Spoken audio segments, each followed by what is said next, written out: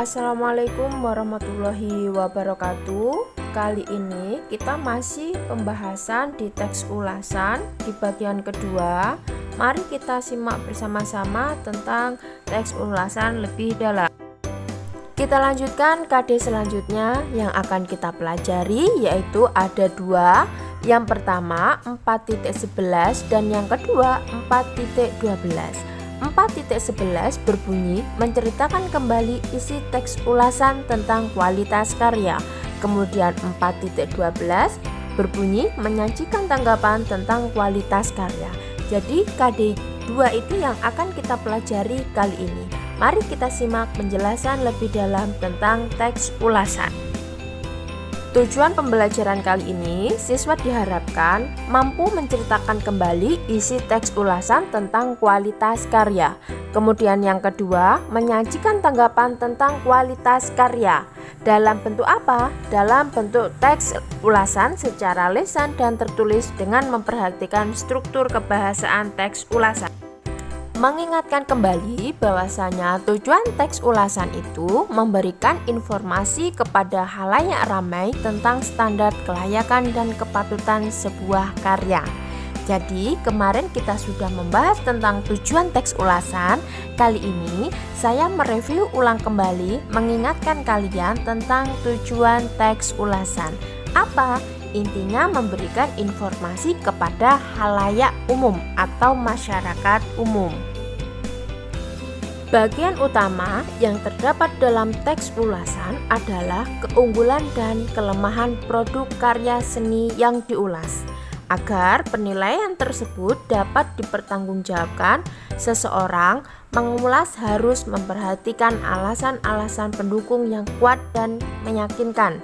Salah satunya dengan menunjukkan bukti tekstual dan merujuk kepada para ahli.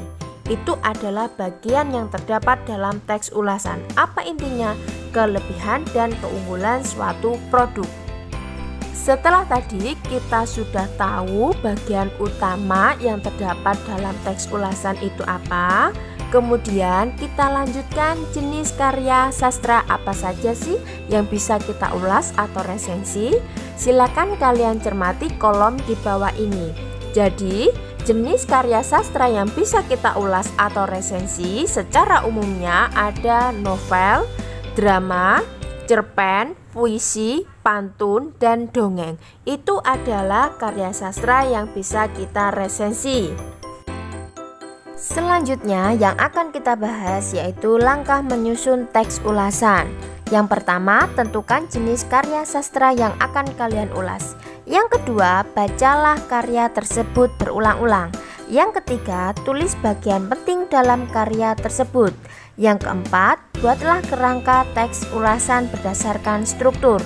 Kemudian, kembangkan garis besar bagian tersebut. Setelah itu, tulis pendapatmu tentang karya tersebut. Dan yang terakhir, jangan lupa mencantumkan identitas karya yang kalian ulas.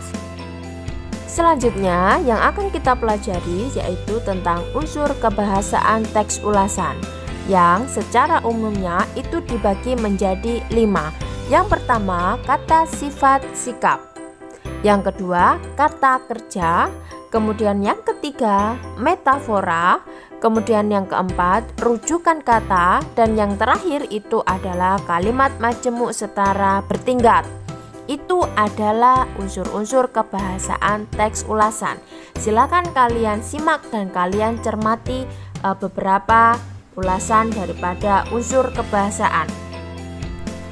Setelah kita sudah mempelajari tentang unsur kebahasaan teks ulasan, kita lanjutkan selanjutnya yaitu tentang kaidah kebahasaan teks ulasan yang sama secara umumnya dibagi menjadi 5. Yang pertama, teks ulasan drama atau film berisi atau menonjolkan terhadap unsur karya seni yang akan diulas. Kemudian yang kedua, menggunakan kalimat opini atau persuasif, ajakan. Yang ketiga, menggunakan konjungsi internal dan konjungsi eksternal. Dan yang keempat, menggunakan ungkapan perbaikan. Dan yang terakhir menggunakan kata kerja material dan kata kerja rasional.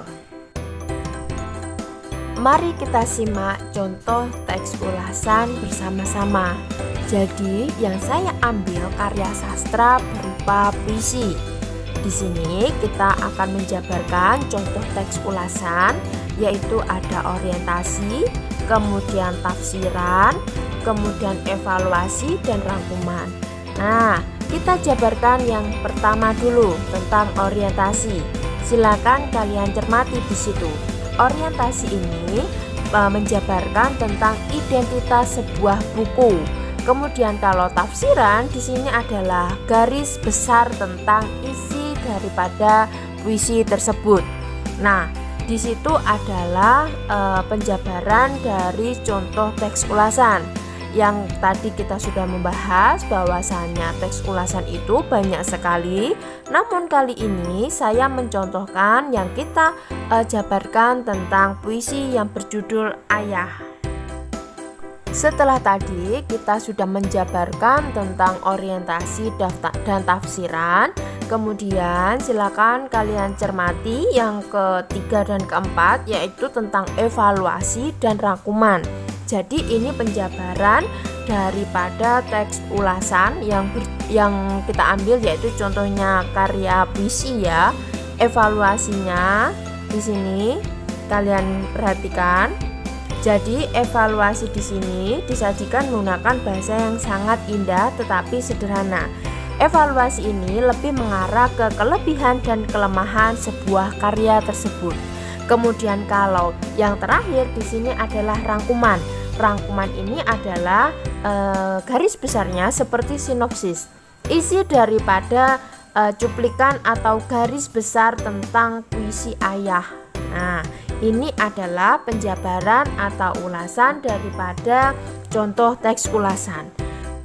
Alhamdulillah, materi kali ini telah usai. Jadi sama seperti pertemuan-pertemuan yang lalu, kalian cari referensi sebanyak-banyaknya tentang teks ulasan untuk mendalami, untuk memahami lagi seberapa paham kalian tentang teks ulasan yang sudah kalian dapatkan.